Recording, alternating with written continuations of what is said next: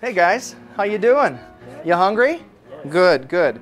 Today I'm going to make for you basil crusted salmon with seared winter spinach and a little bit of sun-dried tomato butter sauce. I'm Chef Rupert and welcome to the Living Kitchen.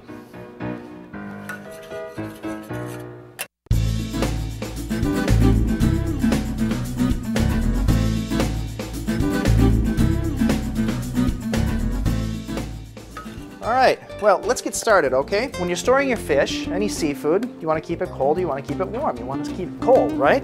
So, in this Sub-Zero 700 BR refrigerator, I've got my salmon. Looks good already, doesn't it? Okay, now we're going to sear this first. We want to get a crust on it.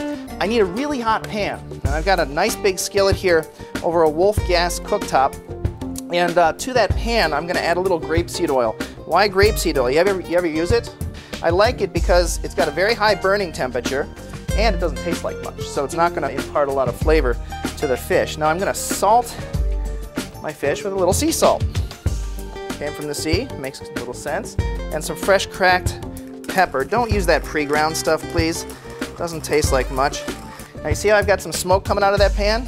Tells me how powerful that burner is, and also tells me that that fish isn't going to stick to the pan. Notice how I put it seasoned side down and I turn it away from me. That way it doesn't splash. Then when I flip it back over, that seasoned side will be up. All right? There we go. Now guess what I'm going to do with it from here? Nothing. No, really. We want to develop a crust in there, okay? If I mess with it now, it's going to stick and it won't have a chance to develop that crust. In the meantime, I'm going to blanch some basil for the basil pesto that goes on the crust. I put it into some boiling salted water, and you might be thinking, well, why salted water? You'll see how brilliant green the basil stays, especially in the end result in the pesto. Now I've got some ice water here that I'm going to shock the basil in.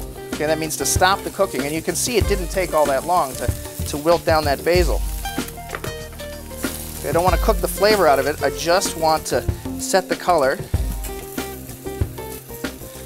Alright, so we've got our blanched basil, and I just get it nice and cold and wring it out with my hands here. And into a food processor. I think it's time to turn that salmon.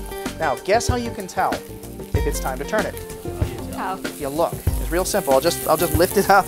Oh, sure enough, look at this. This is beautiful. This is, isn't that nice? Yep.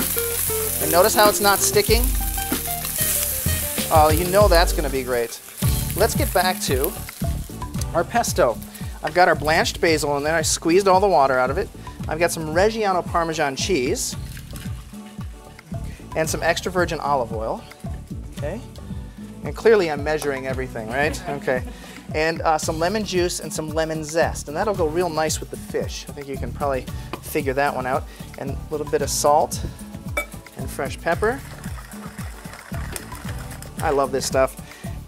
And garlic. You want to put in 1, 2, 12, it's your call. Okay, I'm going to put one in there and let that go. All right, back over to the fish. I'd say it's probably time to take the fish out of the pan. I'm going to set it on a baking sheet that's lined with parchment paper. Parchment paper is not to be confused with wax paper, okay? Parchment paper doesn't burn and it doesn't allow the food to stick. Look at that.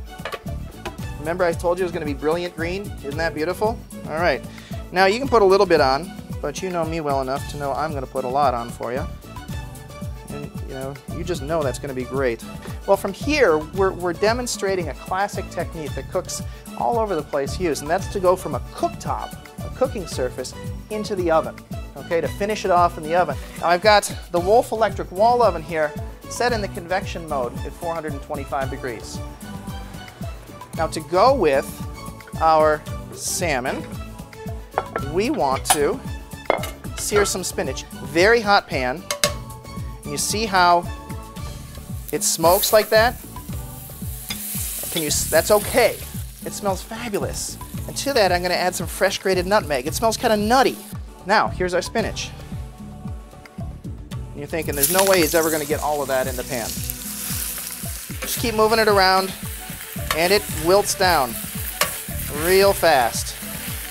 When did we start this? Couldn't have been more than a minute ago.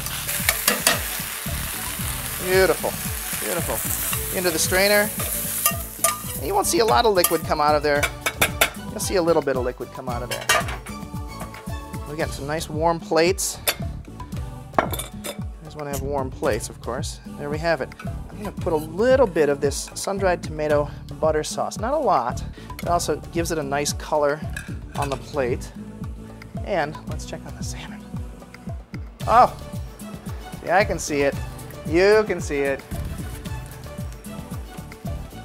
I don't think you'll be disappointed. Alrighty. Look at that. You can plate it however you want. See, I try and keep it pretty simple myself. You guys are hungry, right? Did I ask you that? I forgot to ask. For you, you're very welcome. And for you, this is one of my favorite parts, is watching everybody's face.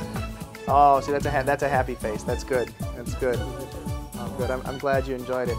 Remember, great tools, simple technique, good ingredients. That's what you get. All right, you could do this. Thanks for joining me in the Living Kitchen. Thank you.